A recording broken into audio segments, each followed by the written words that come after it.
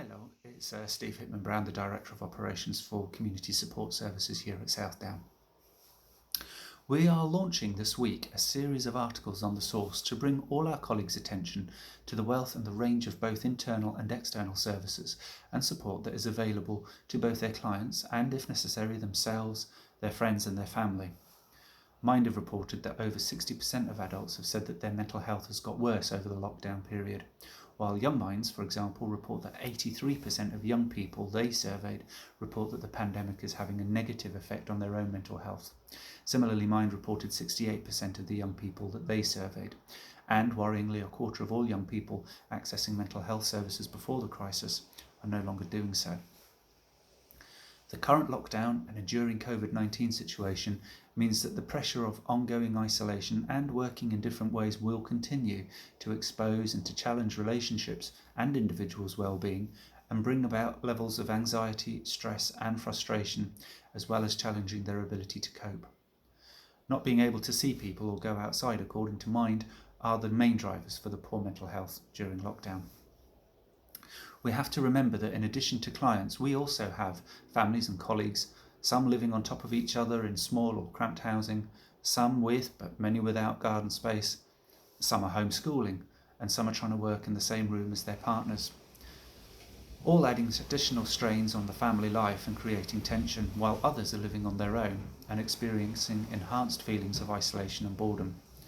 Mind have also reported that 73% of people whose employment status changed as a result of coronavirus through changing jobs, redundancy or furlough have a lower than average well-being score compared to the 66% of those who had experienced no change in employment. Feedback from our own supported employment services and floating support services would corroborate this. Over the next week, we will be posting items, events and resources prepared by colleagues from our mental health services, Southdown's own training team, and some of our partners and colleagues from other organisations across Sussex. The aim is to refresh and remind everyone of some of the triggers, some of the behaviours and some of the characteristics that clients or family may display or divulge, and remind and signpost you to where those resources are and how to access them. We are also conscious that the impact of lockdown affects you and your family and friends as well. The resources are clearly available for you to access for any reason. In particular, the Employee Assistance Programme is staffed by fully trained and qualified counsellors in these matters. Calls to the EAP are totally confidential. No information is passed back to Southdown about who or for what reason the calls are made. If you are having trouble accessing the service, either your manager or HR can and will discreetly assist you with this through a management referral if that would help. As we move through the next phase of this emerging scenario, please do make some time, as hard as that can be, to look through the resources and the links over the next week on the source.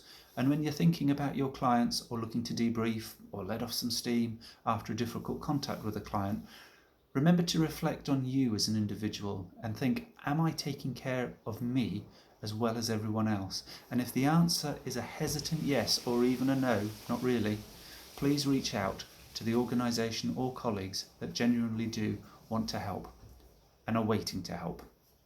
You take care and thank you for your time. Bye bye.